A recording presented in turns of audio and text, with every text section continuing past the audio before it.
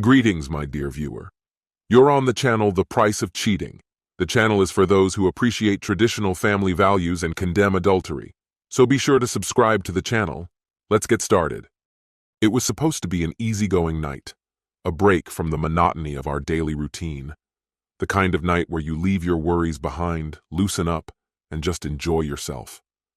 I never expected that evening to take such a sharp turn, to burn itself into my memory forever. My name is Nigel. Abigail and I had been married for 6 years, and I always believed we were on solid ground. Like any couple, we had our share of disagreements, but I never thought she was capable of betraying me. That Halloween night proved me wrong. Truth has a cruel way of sneaking up on you when you least expect it. For weeks, Abigail had been looking forward to the party. She marked the date on our calendar and brought it up every chance she got.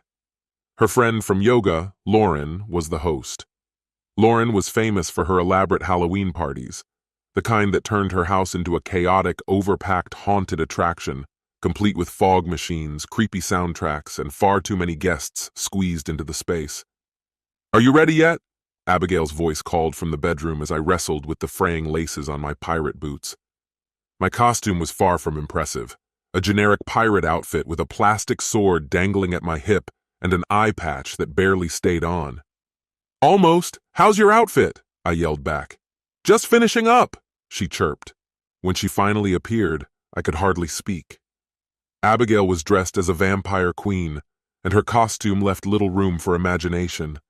The tight black corset emphasized every curve, while the leather skirt climbed dangerously high up her thighs. Her dark makeup gave her an air of mystery, sharp, bold, and undeniably alluring.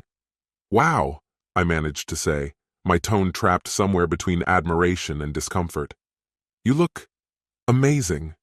She smiled, spinning on her heel with a playful glint in her eyes. "Is it too much?" I wanted to tell her yes, that it was too much, and I didn't feel right about her walking into a room full of strangers dressed like that. But I held back. I didn't want to seem controlling. "No," I said instead, forcing a smile. "You look fantastic." By the time we arrived, the party was already roaring.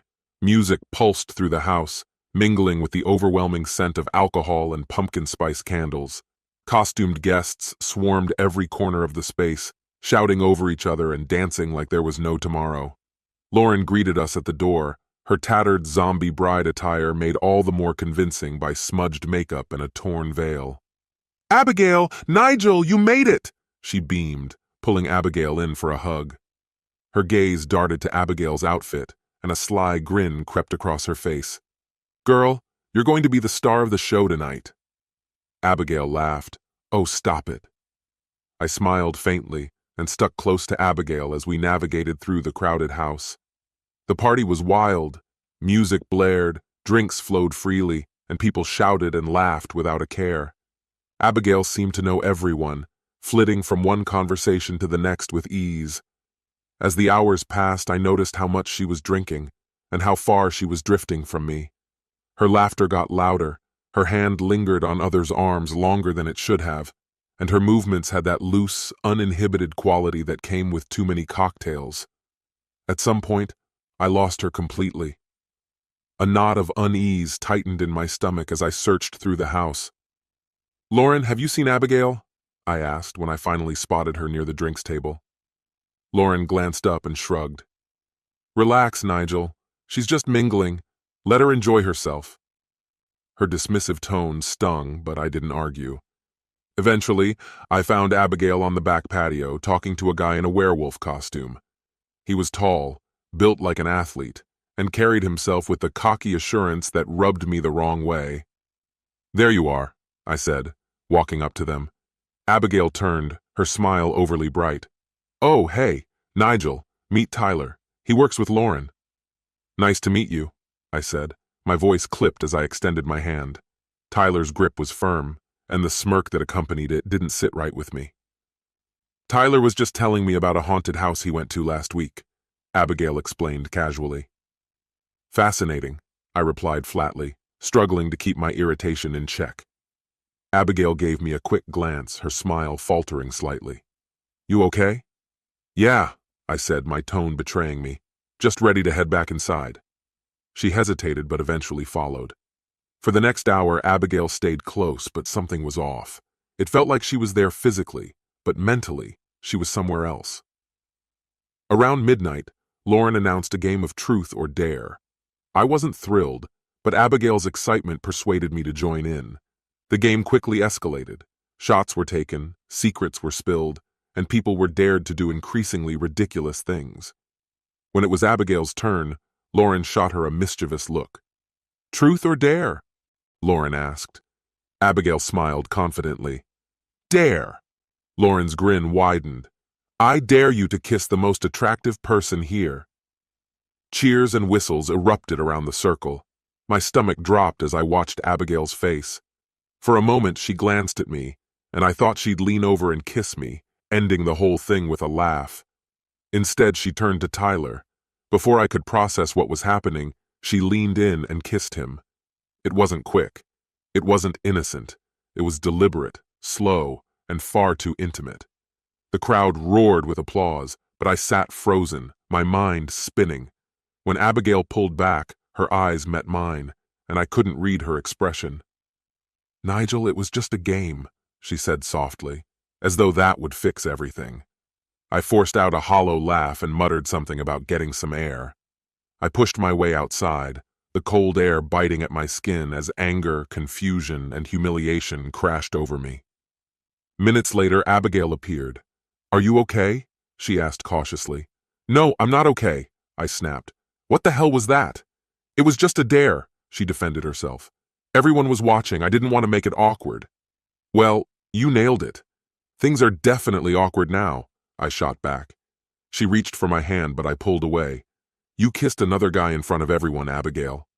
"It didn't mean anything," she insisted, her voice rising. Before I could respond, Tyler appeared in the doorway, feigning concern. "Everything good out here?" "No, it's not," I said sharply, stepping toward him. "Mind your own damn business." "Nigel, stop!" Abigail said, stepping between us. Tyler raised his hands innocently. "Didn't mean to intrude." He retreated, leaving me glaring at Abigail. "This is unbelievable," I muttered. "You're overreacting," she shot back. "It's a party, Nigel. You're just being jealous." "I'm going home," I said, my voice hard. Her eyes widened. "What? Why?" "Because I'm done pretending this is okay," I said bitterly. "You're being ridiculous," she protested. "It was just a stupid game." But I didn't care anymore. I turned and walked away, leaving her standing there alone on the porch, still trying to justify the unjustifiable. "Go get your bag," I ordered, my voice sharp, my hand gesturing toward the car. "We're leaving. Right now." Abigail didn't budge. Her stance was firm, her expression unyielding. "No, I'm not going anywhere. I'm staying here." My voice dropped, low and dangerous. "Abigail, if you don't come home with me this instant, we're finished." Her eyes narrowed, defiance flickering in their depths as she tilted her chin upward. "You don't own me, Nigel. If you want to leave, then leave. I'm staying."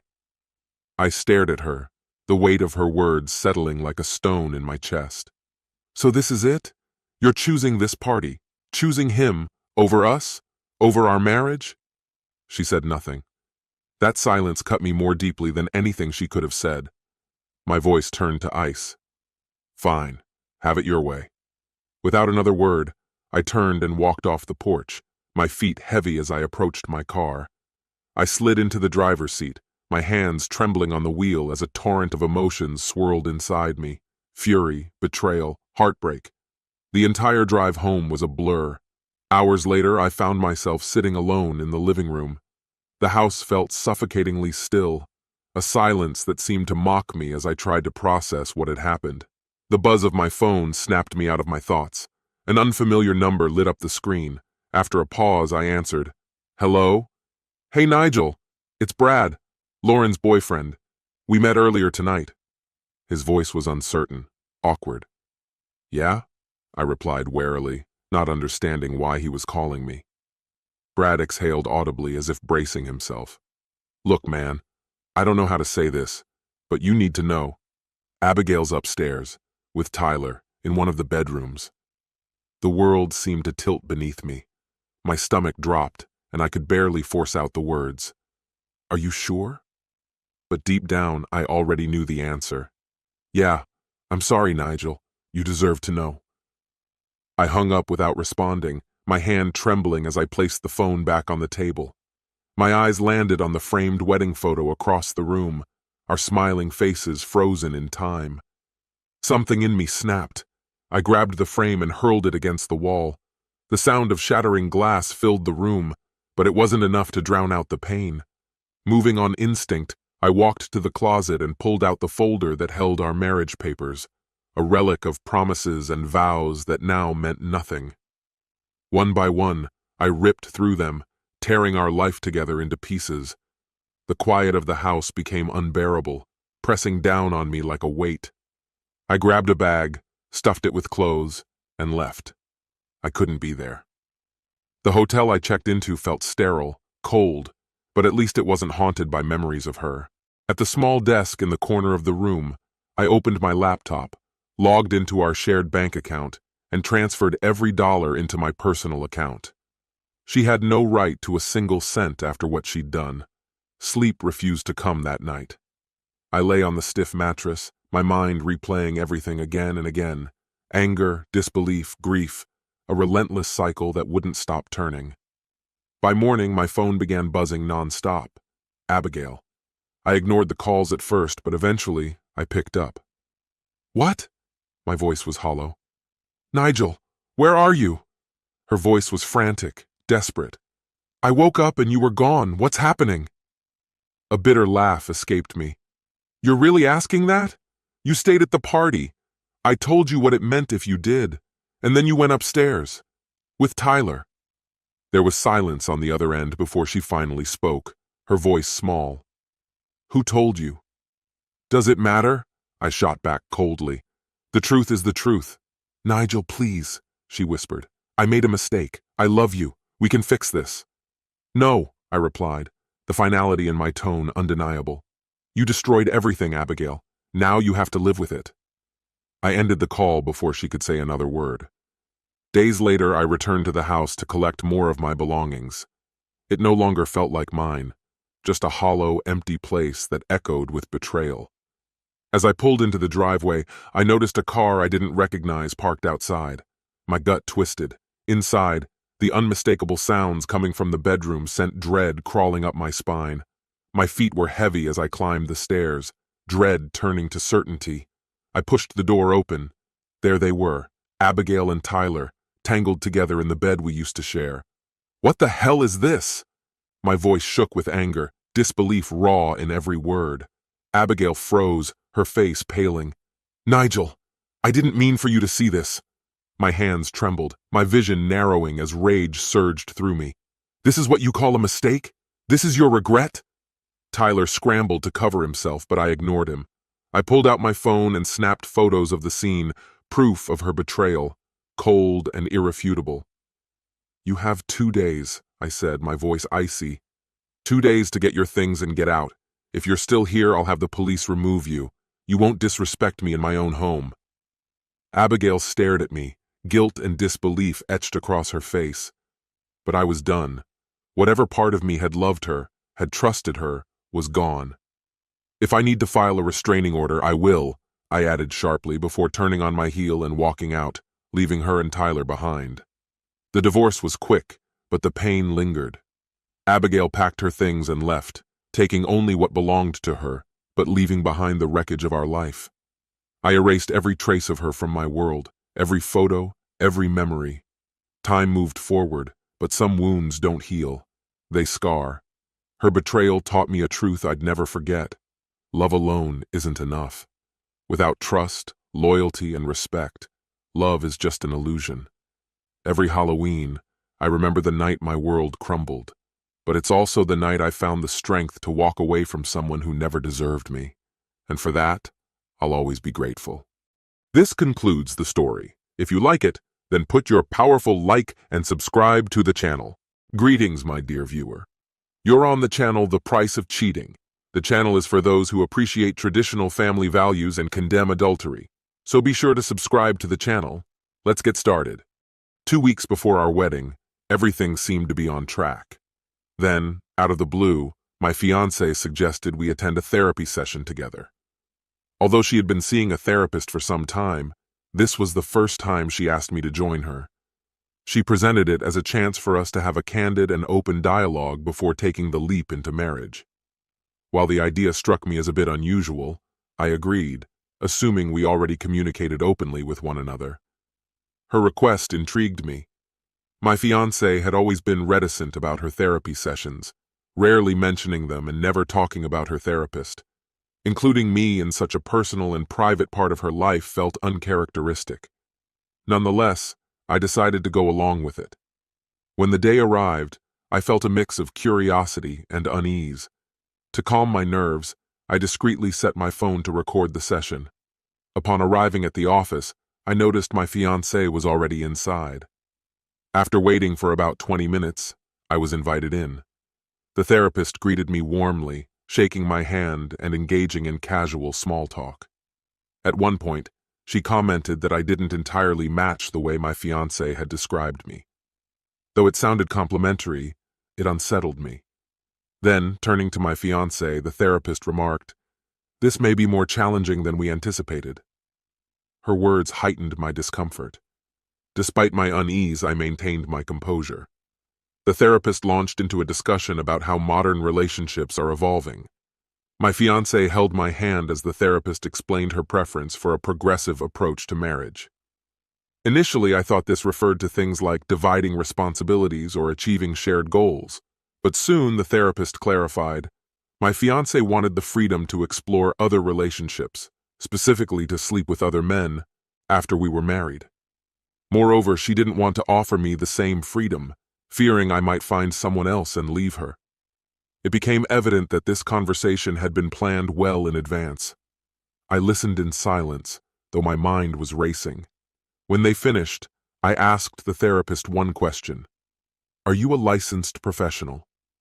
Her reaction suggested she hadn't expected that response. She confirmed her credentials, and I turned to my fiancé and said, "This is why we won't be getting married or continuing this relationship. I wish you both the best." I left the office with a clear resolution to report the therapist. In the following days, I reflected deeply on what had happened. The recording I made confirmed my recollection of the session and raised serious concerns about the therapist's professional conduct. Her approach felt manipulative, and I began researching how to file a formal complaint. Regardless of the therapist's influence, the outcome was inevitable. I could never accept the idea of an open marriage, especially one so blatantly one-sided.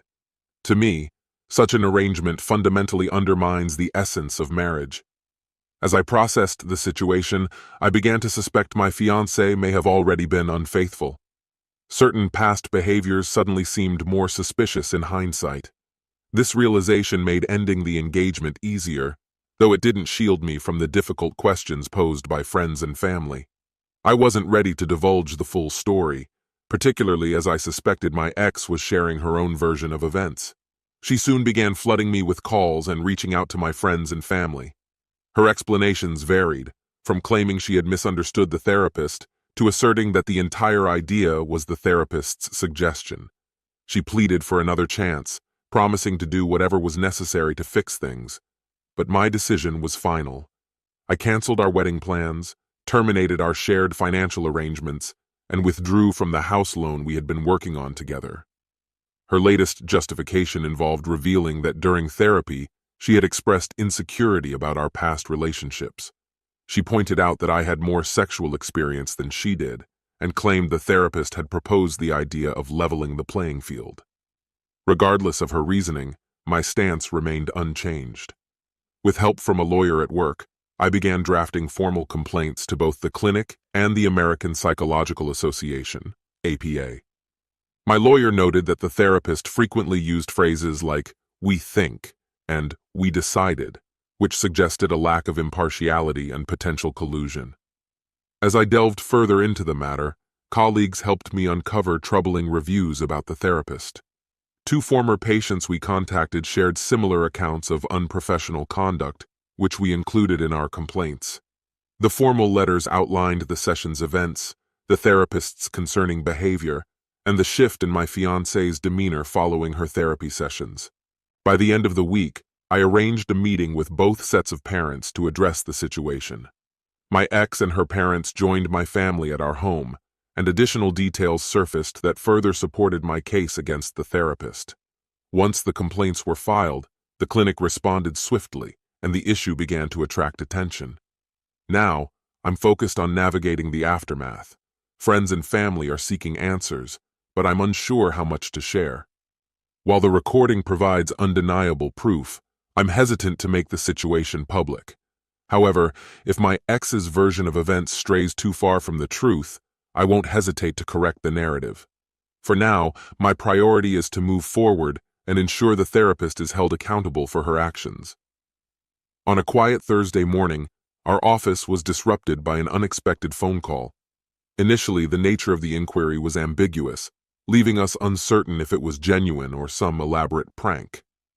The conversation eventually connected us to someone claiming to be part of their legal team, or perhaps their legal counsel. After verifying the authenticity of the matter, we faintly heard a muffled expletive from their end of the line. They assured us that the issue was being taken very seriously. A colleague speculated that similar problems might have arisen in the past, though none had been accompanied by such compelling evidence. Their subsequent communication noted that the matter was being escalated to the APA, likely prompting their swift response. While I considered my involvement concluded, conversations with two others who had also been under the care of the same therapist left me hoping an investigation would follow. The therapist's approach appeared not only unprofessional, but actively damaging, creating rifts in relationships rather than healing them. For context, the individuals I spoke with included a woman, as well as my former fiancée and her parents. The following Friday evening, my parents invited me over after work. To my surprise, when I arrived, I found my ex-fiancée and her parents already present. The sight of their cars in the driveway made me want to turn around and leave. I had intended to approach the situation on my own terms, but she had evidently decided to take the initiative, a move I was unprepared for and found difficult to accept. Standing outside, she looked as composed and graceful as ever, the epitome of someone who would leave a favorable impression on anyone's parents. She explained they were there to discuss reconciliation, implying that either she hadn't fully disclosed the truth to her parents, or they were skeptical of her account. Clutching a journal, she insisted that reading it would bring clarity. I dismissed the idea, quipping that this wasn't a book club, and headed toward the house. She stopped me, her voice trembling, pleading for 10 minutes alone before involving her parents. Her eyes filled with tears as she extended the journal toward me. At that moment, my sister and her sister appeared, having come outside to check on us. Reluctantly, I took the journal, offered a brief greeting to everyone, and led my ex to a quiet corner of my parents' sprawling garden. This secluded spot, shaded by trees and adorned with benches, provided a semblance of privacy. There, she began to speak candidly. She revealed that she had recently left her job, citing overwhelming stress that had led to a complete mental breakdown. Her mental health had significantly deteriorated under the guidance of her therapist, whose interventions seemed to have exacerbated her struggles rather than alleviating them. She explained that her initial reason for seeking therapy had been work-related stress, but the therapist had obsessively fixated on our relationship, diverting the focus entirely. She admitted that her parents were still unaware of the real reasons for our breakup. She shared that she had started working with a new therapist. I remained mostly silent, letting her share her story.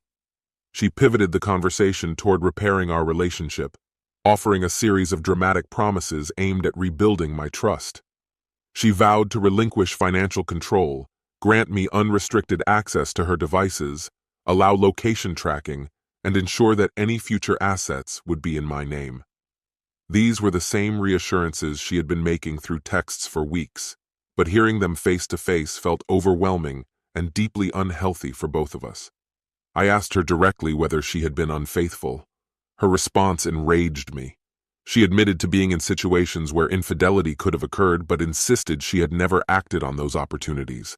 While I believed her, the admission infuriated me. Why put yourself in such situations to begin with? To me, it felt like saying, I was tempted to commit a crime but didn't follow through. The framing of these situations as opportunities, as though they were neutral or even advantageous, only added to my frustration. At that point, I suggested we rejoin her parents and mine for a broader discussion. I also requested that our sisters not be involved, as this was a private matter. My sister objected, but eventually relented. Inside the house, I recounted the events that had led to our breakup, including the troubling therapy sessions and my decision to end the relationship. I avoided mentioning having any recordings, as I had none. To my surprise, my ex confirmed everything I said. Her father's eyes welled with tears, a sight that was deeply unsettling. Her mother questioned her, asking whether her actions aligned with the values they had instilled in her. My ex reiterated her story: workplace stress, depression, a breakdown, and a misguided therapist who had convinced her that our relationship was the source of her problems. She added that the therapist had even suggested I wanted an open relationship and that she needed to match my experience to maintain our connection. She confessed that my reaction to her behavior had been a wake-up call, shaking her out of this destructive narrative. She left her job and was now searching for something less demanding. Tearfully, she declared she was willing to do whatever it took to mend our relationship. Once again, she urged me to read the journal, insisting it held the clarity I needed. She explained that she had followed the therapist's advice despite her own reservations, trusting their authority. At this point, my parents turned to me, clearly waiting for my response.